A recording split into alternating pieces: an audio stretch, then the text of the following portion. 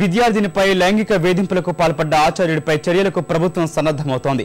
ఆంధ్ర విశ్వవిద్యాలయంలో 2 ఏళ్ల క్రితం జరిగిన ఈ ఘటన నిజమని తేలడంతో చర్యలకు గవర్నర్ ఆమోదం తెలిపారు. కామర్స్ అండ్ మేనేజ్మెంట్ విభాగంలో పనిచేస్తూ ఘటనకు పాల్పడిన బల్లా అప్పారావును తుది విచారణలో దోషిగా తేల్చింది.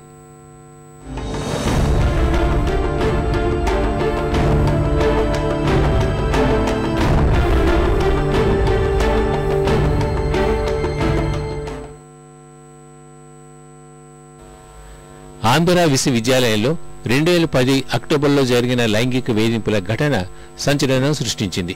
Commerce and management department head గా పనిచేస్తున్న బల్లా అప్పారావు విశ్వవిద్యాలయంలో పీహెచ్డీ చేస్తున్న 49 ఏళ్ల మహిళపై లైంగిక వేధింపులకు పాల్పడ్డాడు.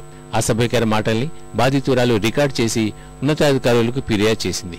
ఈ వ్యవహారంపై ఉన్నత విద్యామండలి విచారణ జరుపుతున్న విషయాన్ని ఈటీవీ ఈనాడు వెలుగులోకి తెచ్చింది.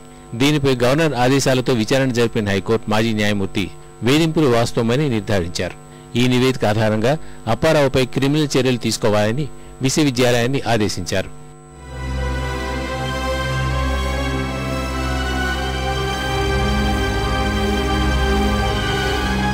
(1996లోనే పీహెచ్డీ మహిళపై అప్పారావు లైంగిక వేధింపులకు పాల్పడినట్టు విచారణలో తేలిన పాలక మండలి చర్యలు తీసుకోలేదు. అదే తరహా ఘటన పునరావృతం అవడంపై గవర్నర్ ఆగ్రహం వ్యక్తం చేసినట్టు తెలుస్తోంది. గతంలో ఎందుకు చర్యలు తీసుకోలేదో వివరణ ఇవ్వాలని కోరినట్టు సమాచారం. 2011లో పదవీ విరమణ చేసిన అప్పారావు ఆ తర్వాత పలు విశ్వవిద్యాలయాల్లో ఉపకులపతికి సైతం దరఖాస్తు చేసుకున్నారు. తన నియామకాన్ని అడ్డుకుంటున్నారంటూ న్యాయస్థానాలను ఆశ్రయించి భంగపడ్డాడు.